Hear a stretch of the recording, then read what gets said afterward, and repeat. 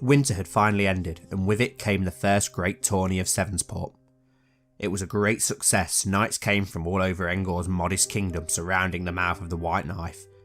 Some had even made the short crossing over the Bight from the greatest Andal kingdom, the Vale of Arryn, to compete.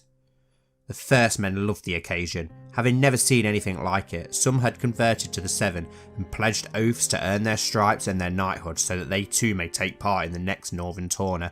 The event had achieved exactly what Enger had wanted. It had made their new home feel more like a true home. It had further helped merge the settlers and natives, and best of all, it had lightened the mood after such a depressing and deadly winter. The winner of the tourney was Sir Stephen Roseheart, Enger's close friend and a lord of the White Knife.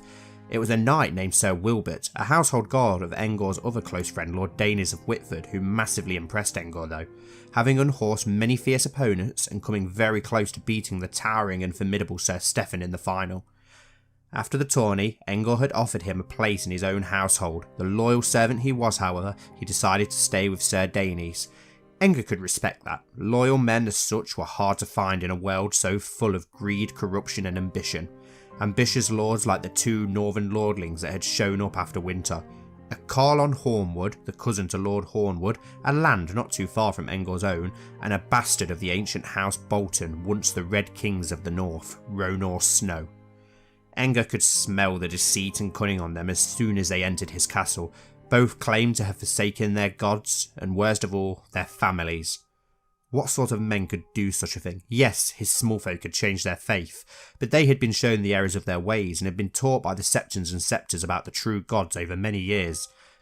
These men, however, had shown up knowing nothing of the Seven, and were willing to give up the gods their families had worshipped for thousands of years. Worse yet was the fact they were willing to abandon their own families for the chance of usurping their lands. Enger was disgusted in them, but he bit his tongue and smiled. "You do me great honour, my lords. I will accept your offers of fealty." The gods had sent him a great gift. Enger had been eyeing up the so-called Broken Branch, the land ruled over by the Hornwoods, the closest land to his own, for some time now, and planned to make a move once winter had gone and his land had recovered.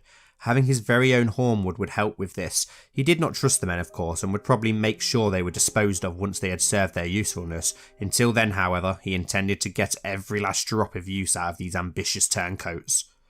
They had brought news, however, of another would-be Andal conqueror who had landed a great host to the north. Obviously inspired by Enger's own success, Enger wasn't sure he liked this.